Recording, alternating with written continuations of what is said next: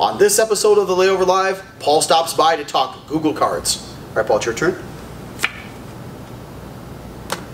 Draw 4. Ah!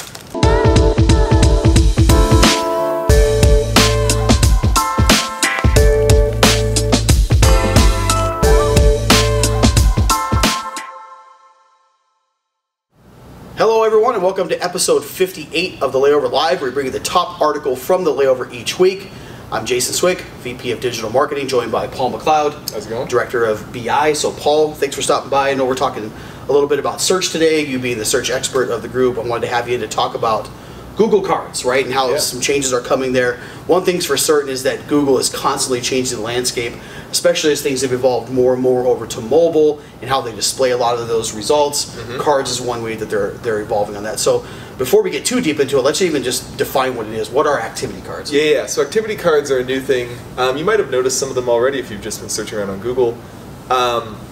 It's just one more way they're sort of trying to keep people engaged with the use of the search tool, and specifically, in this case, if you enter a search for something that you've already searched before, which I know I do all the time.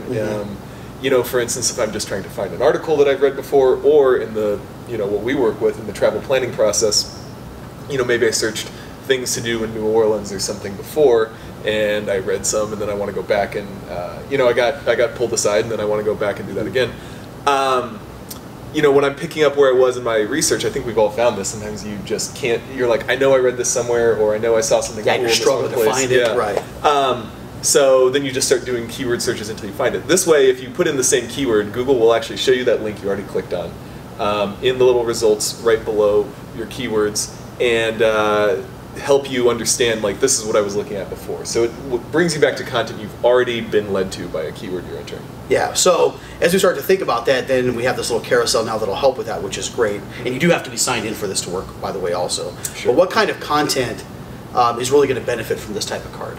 Yeah, so I think, it's an interesting question. I think longer involved articles or features will be the kind of thing that Google will reward, or that will get more traffic from this. It's the kind of things where people might not be able to digest it all in one sitting, or the kind of thing where they might do they might expect to do a little bit of time, again, working through a long list of things to do, working through a list of potential hotel options, something like that. Yeah. Those are all, the more in-depth the content is, the more likely it is to be something that people would want to come back to when they're coming back to that search later. Okay, and then how is Google then, if we're looking at that, how are they going to choose which URLs they're going to prefer as part of this treatment?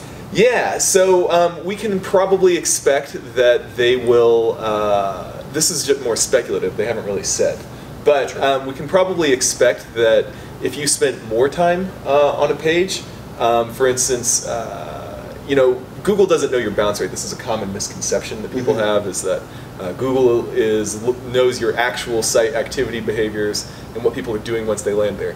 I guess in theory, if you're using Google Analytics, there might be some huge scandal hidden away where they're going into all the data for all the site owners and using that for their rankings, which would be, I can't even imagine how big of a fine they would get if that turned out to be true. Yes, especially everything that's happening on the Facebook side of the thing. Exactly. I'd imagine that they're probably more careful than that. Exactly. Okay. So they do use they do try to guess how well people are engaging with your content, though, by just looking at their own analytics. So if I'm on a search results page and I click a link to, visit Tucson.org or whatever, and then 3 seconds later they see me coming back to their Google search results page, they don't know exactly what they did on visit Tucson.org, but they know it can't have been much because it was 3 seconds. Yep. So I would imagine that they will prefer pages where people aren't just clicking back to the Google search results immediately after going there, but spend a few minutes and then they're coming back or whatever. Yeah, long click versus a short click. Exactly. Right? Yep. So I think the quality of your content is going to probably be something they're going to kind of gauge, and that's one way they might want to do it. So longer, more in-depth, higher quality content, I think, is the way to